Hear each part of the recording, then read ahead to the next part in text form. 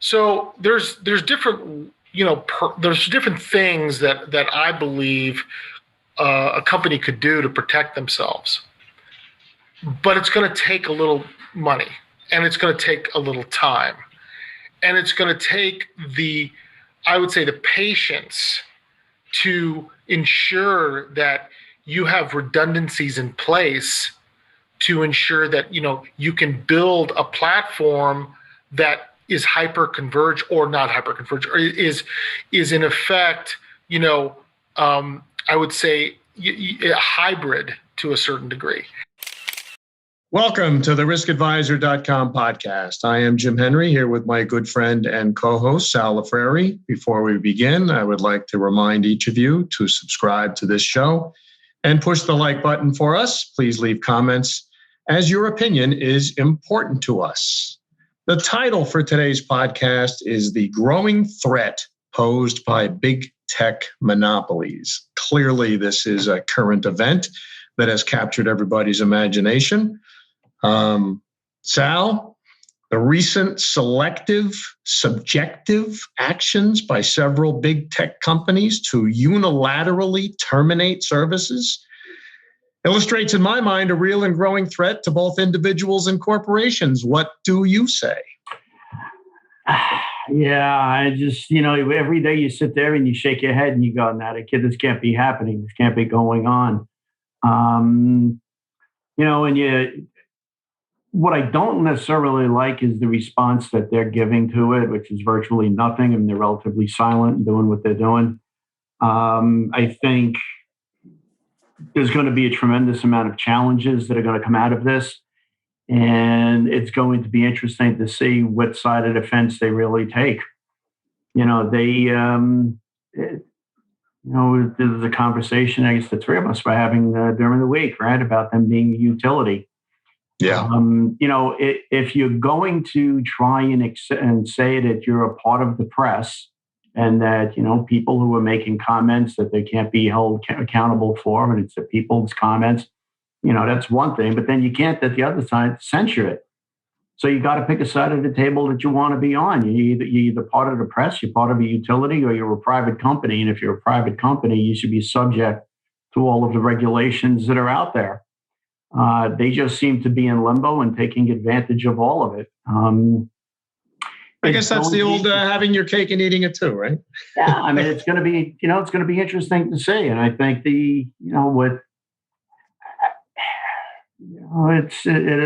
follow the money, right? It always comes down to the money. And let's see what, when it starts to cause some heartburn, starts to cause them money, then maybe things might change. But to try and make some sense of really what this new risk element is, we had to reach out to to the best and brightest, and return engagement by Pierre Bourgex. Pierre's been on the podcast a couple times already, but this is right up his alley. He's again spent 30 years as a global security consultant and innovator through his experience with the RAND Corporation, the U.S. State Department, ADT, Tyco Security, High Security, Wallace International, Secure State, and Boone Edom. And currently, Pierre is the CTO and founder of ESI Convergent, as well as the CTO of Secure PCN. Pierre, welcome back. Hello, guys. So Pierre, many are at risk for having their communications or their cloud services subjectively terminated just because your provider decides they don't agree with you, your philosophy and or your business. Is it that as simple as it looks? Well, yes and no. And, this has been brewing for many years. As we've moved to the cloud, and most corporations have had to make some very, very difficult decisions over the many years that we've seen IT grow and obviously infrastructure grow. People have built companies based upon, using the cloud as their infrastructure.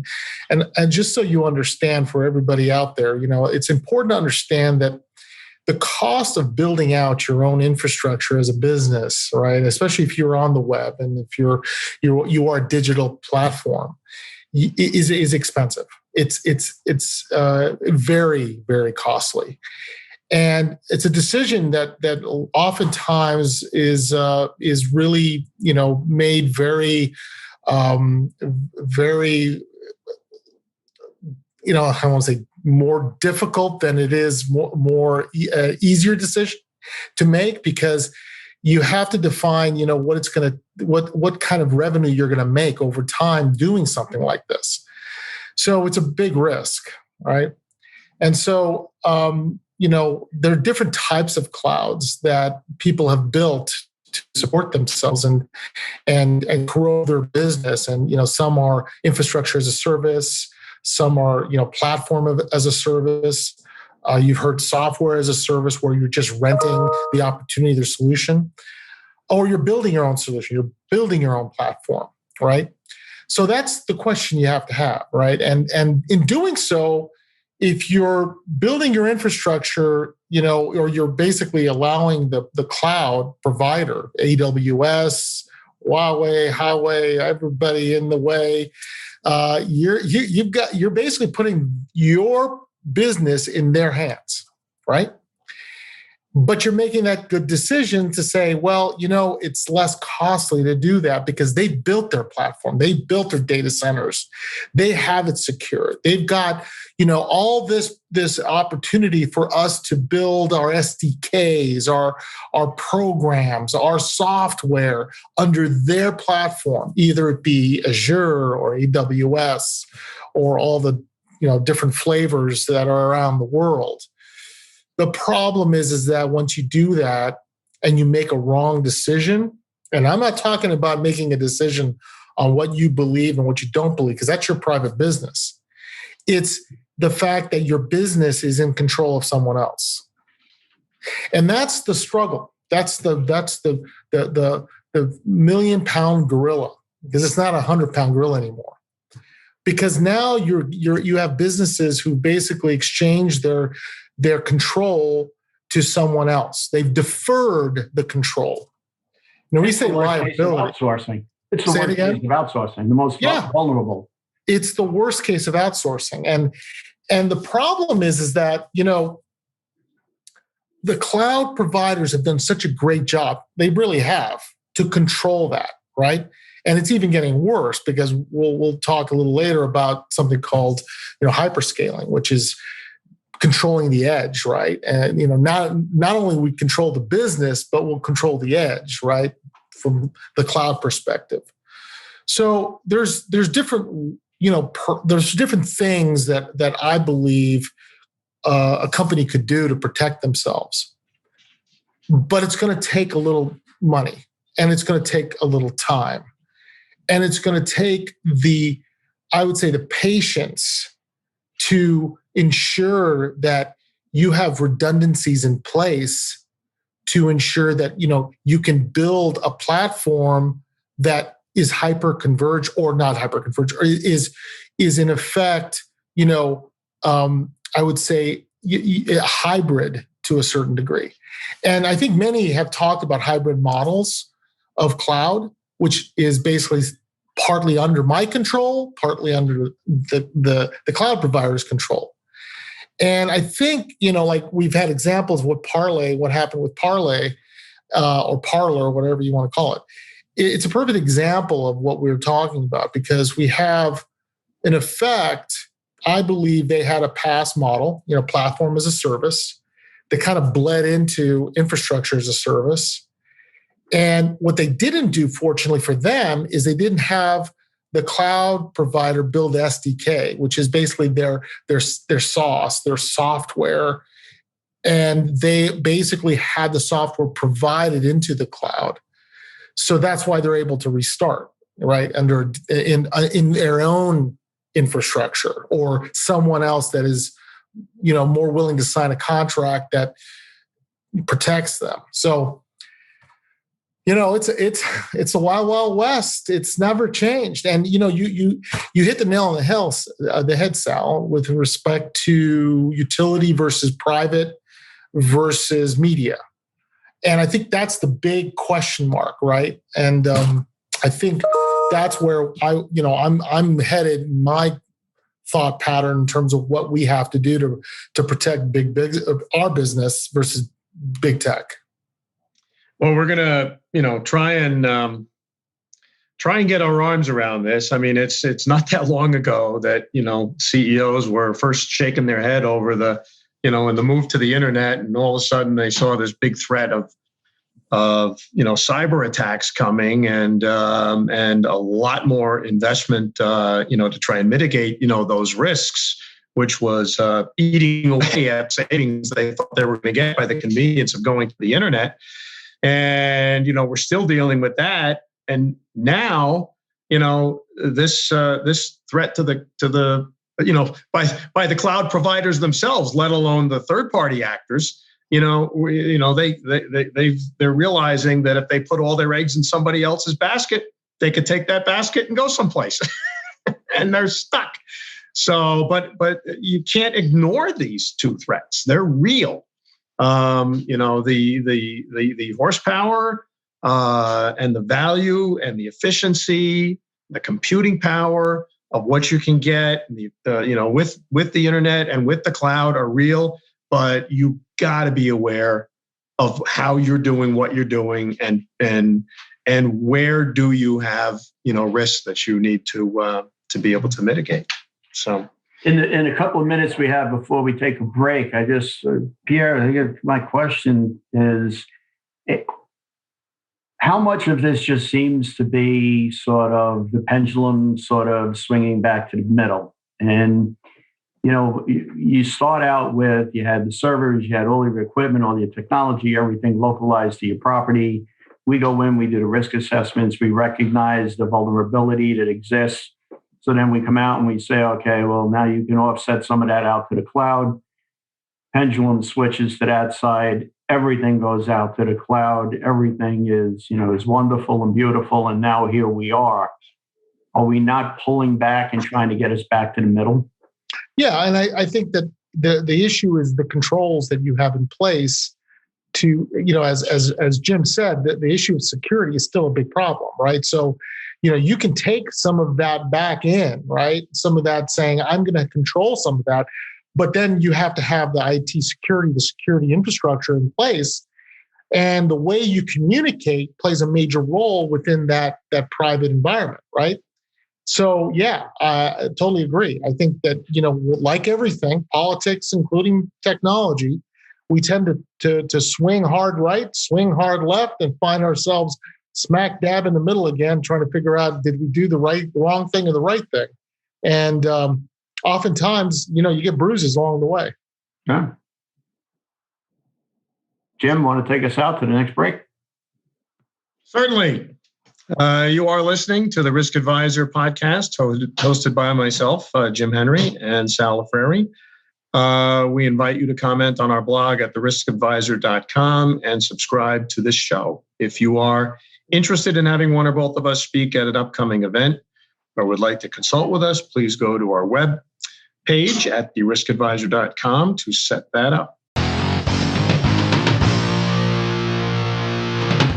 Getting into the next segment here, let's talk a little bit about the logistics of this, this problem, and which will help us understand, how to provide some solution or some mitigation to that risk. So, just as communication systems are exposed to the internet and are impossible to secure, the current lack of regulation of big tech monopolies makes it impossible to totally eliminate the risk of subjective termination. So, Pierre, logistically, how do we mitigate it if we can't guarantee we can eliminate it? So, I think one of the most important parts to the story that everybody has to, understand is, legally speaking, right? You have to determine how you can protect the public from the overreach of cloud providers or government, or we'll just say, providers of infrastructure for those companies. if people don't understand that, they don't understand that the law plays a role here. That's where we start getting in trouble, because we don't realize that if we deem these companies, these cloud providers, simply be private companies that can do whatever they want, or they're deemed media, which with no controls, as media has controls, or we deem them as utility. So we're caught between, we're the ones, the public, or let's just say the entrepreneur, the owner of companies. We're caught in a rock and a hard place. We have legislators that have made decisions to help us mitigate that problem. And no legal contract, unfortunately, is going to protect you 100% without the backing of the FCC or any other government agency. And they haven't been given the rules because the big tech firms have developed their own rules, right? And they're all talking to each other like the steel companies used to do, like the motor industry used to do. Well, what happened is that, there was a point where, they saw that being, price fixing, manipulation of the market, monopoly activity, vertical monopolies, right? We're starting to be seen, right? That's what, people were worried about in regards to Microsoft, right? So now you have this problem, this big elephant in the room, and everybody's fearful of making that good decision because, they think, could it harm the economy? I mean, let's just think about that, right? Are these guys too big to fail? Is that where we are today? I mean, remember that whole conversation in 2001, right? Or 2008, excuse me, when, everybody said, well, we can't let this business go out of business. What happened in Ma Bell? Let's go back to that, right? When a utility became so big that the government stepped in and said, we got to split this up a little bit because, it's just way too big. Why? Because they were pretty much, controlling everything. They turn right, they turn left. Nobody had a chance to compete. Yeah. So the good part of that, though, was that it was defined as a utility. There were regulations accordingly, and you can apply to regulation. However, haphazardly, Congress has a way of doing things at times, but they could apply it accordingly.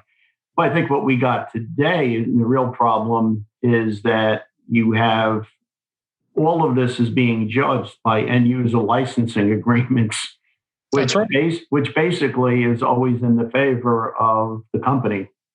And that has become, in essence, the legislative action. And that's, I think, is where the real thrust of this all comes down to. You got it. And that's, so when you deal with the IT industry, right? We'll just say the software industry, they have a certain rule sets, right? That they've been living by, and channel sets, and how they've built their businesses. It's not the same as any other company and any other industry. I'm sorry to say, it's organic, and they've built their own laws and rules because with that in mind. There was no such thing as cloud, really 30 years ago. Nobody even what the hell's a cloud, right? Nobody understood any of this, and so they were able to build this process and really build their own economy. And that's really important to understand. They have built their own economy, an economy of scale, global economy, that in and of itself, if you take the four companies, right, that rule this marketplace, if you took any one of them down, you would eliminate an economy. And that's how bought in the world is to this infrastructure. So they know that. They're not stupid. They know exactly that, look, you can't get rid of us. You can control us, but we're just going to move to the next control. Now, I think you're right about that. Are they deemed a utility? If they're deemed a utility, that does put more controls over them and guideposts that inevitably they can't avoid. They're going to have to deal with them, which means that we'll then tie them to a regulated market. And we all know about regulated markets. You have of course, auditing, you have people through oversight.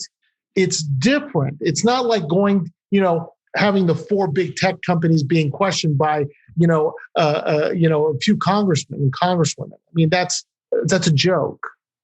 You want money to be a problem. If you do something wrong, we can then fine you $20 million, $50 million, $120 million. That's what needs to happen. And frankly, the arbitrary decision to shut a company down would fall under that legality. And before they were able to do that, they would have had to go to an advisory board of the commission that supervises this new entity called, the cloud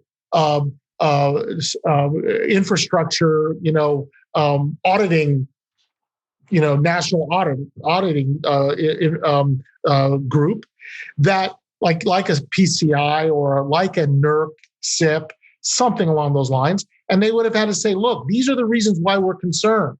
And they would say, okay, we need to go to the company, parlor, and say, here are the things that we have to have you stop because of this. Not an arbitrary thing from a private company telling another private company, you need to stop. That's absurd. That has no validity in law. We've just pretty much eliminated the whole aspect of the judiciary in one full swoop. It's the subjectiveness of that end user licensing agreement where they're claiming, well, you violated the terms of the service. And, who's the arbiter as to who decides when that violation occurred? That's right. And because of that, you have this fear now. I mean, look, I don't really care about parlay this or that. It's about the rule of doing business and what we've seen. And I'm in the security and IT industry and physical security industry for how many years? This is something totally, absurd. I mean, this isn't even playing the rules, the rule book. There isn't a rule book for this. True. So do you think that there is, it's too early in this next Congress to take that temperature yet, but do you think that they're not going to touch it bipartisan, or is it going to take the power of public opinion to force them to address this? Because the financial contributions at this point that they're making politically, and this is an unholy alliance. It'll take at least 2 years in this new government, however it shapes out, to have people on both sides start realizing that this is going to affect their election. They don't care, frankly. I mean, look, I hate to tell you, but the political winds are already so convoluted that I don't believe anybody's going to take on anybody. They're just going to hunker down right now for the next year and a half until it's all about politics, right? It's all about money, contribution, and politics. And unfortunately, because we have a two-party system, they're entrenched. So we're all sitting here like, fools, waiting for the next, thing to drop. And while we're just doing our job and trying to make, an income. The problem is that as advisors and as consultants, I think the only way to protect yourself until that happens is you need to create a hybrid model and you have to divorce yourself from being a full cloud provider. Now, the problem that I see is there are manufacturers that have squarely put themselves in harm's way by really relying solely on the cloud. Now, hold on. I don't disagree. I understand why they're doing it. But I think from the standpoint of that, they should try to look at developing a hybrid private versus AWS cloud, right? So they have some control over how the distribution of data is taking place for their clients. So I think that, there are access control companies that are fully cloud-based, which are good, are great, and I'm a firm believer, by the way, I'll raise my hand about them. But I would, as an advisor, I would say in these times we're in, now, access control is not the same thing as, say, digital platform. But because there are no comments, there's no opinions. It's just data, right?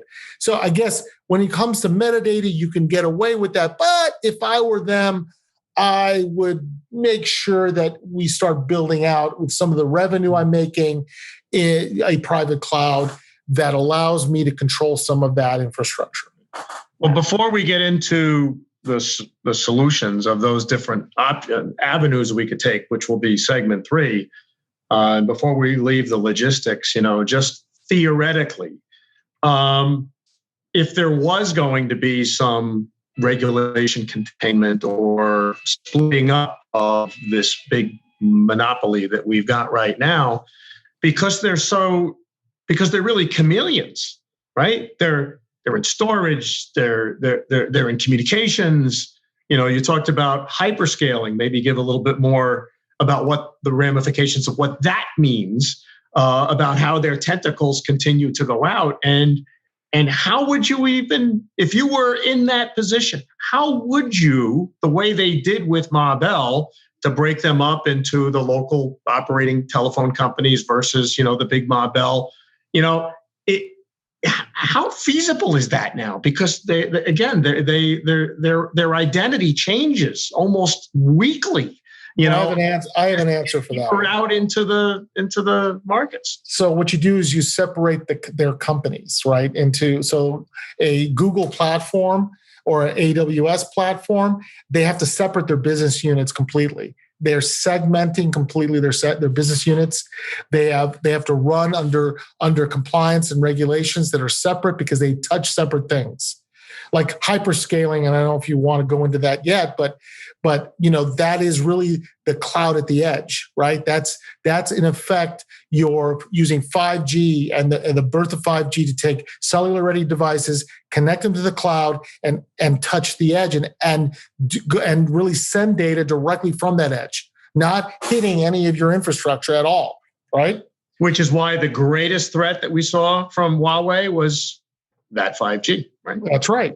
And 5G is a big, big, big elephant in the room. And I think that, there's a lot of people that know that tied to secure communication, which, secure PCN, we understand that, because you have to inevitably control that. You don't control that, you're giving up everything. You might as well just walk in and say, who am I paying the bill to? Because you have no control. And that's the scary part of all of this. I think it's a great place to take a quick break, and that'll take us into the solutions, and we can continue on with that. Just want to remind the listeners that you're listening to the Risk Advisor podcast hosted by Jim Henry and me, Sal Lafreri. We're going to invite you to comment on our blog at theriskadvisor.com, and we're going to ask you to subscribe to this show on your favorite platform. If you're interested in having Jim or me or both of us speak at an upcoming event, either virtually or in person, would like to consult with us, we're going to ask you to please go to the webpage at theriskadvisor.com to help set that up. Solutions. Pierre, what do you think the actual solutions to this is going to be? So I think there's a few, right? I think each company has to start defining their cloud strategy.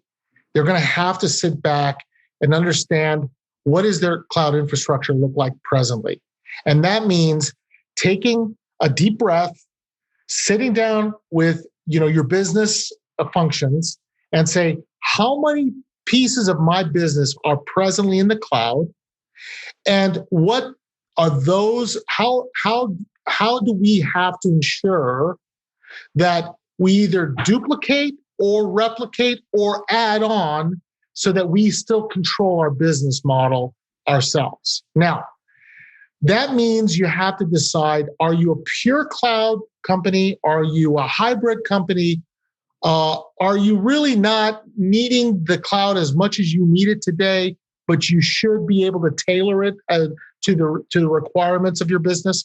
That's going to be the first thing, right? I mean, you have to either and get help.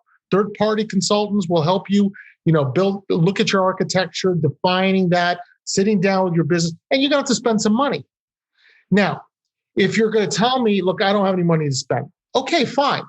So you have to make a decision. If you are a full cloud company that you have built this business on that, right? You have to set up a way to ensure that if something were to take place, you could move to a private environment. So have something structured so that you could always make a switch if necessary. All right. That's a big lift. That's all right. That's a hard lift. But how quickly could you make that move if you go that route? I would say 3 to 6 months, you could start heading down the right path. I mean, you don't eat an elephant all at one bite. You got to take pieces of it and say, what part of your business is the most critical? And is it tied to the cloud? And if data is a big thing for you, where most companies, like if you're a marketing company, if you're an architectural company, if you're a lawyer, you're relying on cloud to help you, and I can guarantee you a lot of them are using 365, which is great, Azure, Microsoft 365. But if your cloud infrastructure, your systems are fully SDK'd or built on to an AWS Azure platform, and they have control over the licenses, oh boy. So to me, I'm going to say, well, I need to take some of that back, and I need to figure out how much it would cost for me to build out some of that software. If you're an ongoing business, you have to make that decision. You start budgeting for that. And so if it takes you a year, it's okay. Look, if you're not in harm's way, you're not having to worry about it too much, all right? If you're just micro data, you have basically, you don't have that type of data that is going to be a problem, like it's access control data, or if it's, maybe video data is important. If it's analytics, it's important. I mean, you have to make a decision, right? I think really it's something that people are going to have to really finally pay attention to. I've spoken about this many times, and a lot of people have tried to explain this, and consultants like myself. But unfortunately, people just go, "Oh, it's not my problem. Let them do it," and that's the problem. Well, I think the social media companies and big tech actually did everyone a favor by being so overt and in your face with this light switch that they've thrown off on a number of people and entities that, this has really captured the news like 9/11 did. I mean, it's that monumental. Well, what people are looking at, that of what has just occurred to some big corporations, let alone the president. I mean, that's certainly a headline grabber. Putting the president in the corner and giving him a timeout. Yeah. Yep. Yeah, and that's also a big issue because the reality is that who's governing that decision, those decision-making practices. They aren't elected officials, are they? And the problem is that it's opinion, right? It's opinion. Everybody's got an opinion, and of course, each one's going to take their side. But when that happens, you start seeing some danger around the corner. I mean, look, unfortunately, the fact is that big tech, right, is tied, in many cases, the Democratic Party. So what are you going to do, right? I mean, that's how it looks to everybody, and they're supposed to be middle ground. They're supposed to not have an opinion if they're going to be the media. Well, unfortunately, we know that's not working. I mean, look at what's happening across the board. Everybody's taking a side. So, I mean, recently I heard that CNN wants to, take Newsmax out of the play. So, I mean, it's getting worse and worse. So, if I'm a private business, I can't be in the middle of all that. I gotta conduct business to make money. And if I'm worried so much about that, then I should be worried about that and start doing something about it. Right. And so the key is, we said before, one of the main solutions should be regulation, right? Creating a regulated infrastructure to ensure that there's some audit and accountability. But I don't see that happening for a little while. So, there's not going to be any miracles. It's going to take a while. And frankly, they know they got the power because they not only, I mean, who's going to sue them, right? Are you kidding me? Right? So, they turn somebody off. Oh, great, there's a lawsuit. And they're going to say, well, because we thought you had all this kind of stuff going on and we felt it was bad. And, we were asked by somebody to turn you off. And, it was because it was a national crisis. I mean, okay,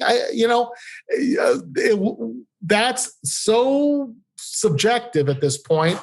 And I'm not saying I'm taking one side or the other. I'm not. I'm taking on the middle ground and saying, I don't care what position you are. What is right based upon the constitutionality. And I'm not a constitutional lawyer. I'm not a lawyer. I'm a business guy. I'm a technologist. I've been in an intelligence environment. I know that there are certain things that are right and wrong. And so there's just a lot of, it smells really funny, and it's not because I'm it's me. So I'm just telling you right now that that's where the rubber meets the road. Now, so we're not gonna solve the big problem here or address politically what's going to happen, but we can provide some options to business owners that want to mitigate their risk. So in the first podcast that we did with Secure PCN, we were really focusing on getting your critical communications insulated from the internet, and didn't quite give as much paid much attention, to the cloud side of where that information then was going, or how that was being controlled. So maybe in the last few minutes we have here, maybe you can refresh us on that, on how that architecture and the hybrid approach with the cloud strategy is really the best that CEOs can do at this point. So I think there's two things going on, right? So the cloud is headed towards the edge. That's one aspect, and we're going to have to deal with the fact that hyperscaling, and we'll give you some information on that. But basically, all it is the ability to create cellular-ready devices and be able to connect to 5G and go to the cloud directly. Okay. The problem with all of that is it's not giving you any security. It's not allowing you to ensure that you are in control of that communication. And we're talking about from point of sale communication. We're talking about data communication, where your data could be stolen, could be taken by man-in-the-middle attacks, vulnerabilities that just expand based upon technology at the edge, but also basically your communication to business. So what happened is that I thought about this as a problem for many years and said, look, this should be able to help the cloud environment and the private environment, where you can start, in effect, protecting communications within your infrastructure. Why? Because the internet is porous. We already know there is no way to secure the internet. And what's the cloud? The cloud functionally is a data center, but it needs to receive that information from you. So that means you have to use the internet. Well, unfortunately, people don't get 1 + 1. They think it's 3, but it's 2. So that means you've got to have communication strategies that are able to take that data securely off the internet and be able to communicate them, if you want, to the cloud. So be it hybrid or not, what you should at least be doing is taking care of your hygiene, your infrastructure, so that when you do business, your intellectual property is not being stolen right from the backside of the office, or your POS transactions aren't being hacked. Because look, here's the problem. As we rely more on cellular 5G, you better darn well believe that the next threat vector is those people playing man-in-the-middle attacks at your device trying to steal that data. If you don't have something like Secure PCN, and I don't mean to be a commercial, but that's the only thing out there in the world right now that can help you, other than building your own MPLS tunnel and spending a lot of money, because you need a cost-effective way to secure and support whatever strategy you have. I'm just telling you right now, if you don't look at that, you're simply putting yourself in harm's way, and you're really not being prepared for the future. The future, my friends, all people need to be aware of is it is going cellular. And you can talk to Elon Musk. He knows that's why he's putting satellites out there in space so that he can control a new internet, because he knows it's cellular and satellite. It's not hardwire. It's not your Ma Bell line. It's not going to be what is going to support the world of billions of devices that are interconnected. It doesn't work that way. And everybody knows that. But you know what? As I've said for many years, I sit at the mountaintop, I yell and scream, the flood's coming, the flood's coming. And sometimes what I talk about, they see. Sometimes they don't see, and they get blindsided. Yeah. Well, how would you recommend people follow up, with you if they want to take this to the next level? Well, best way is go to securepcn.com, and you can get myself, Pierre, at ESI Convergent, which is our parent company, and or Sean S. Grimm at securepcn.com, who is our CRO. So I think that's always the best way to get out. But SecurePCN, go to securepcn.com. All the details are there. You can learn about it. And I'd say, our consulting practice on ESI Convergent, Butchco ESI, which is now, we've now merged as a business, and it's going really well.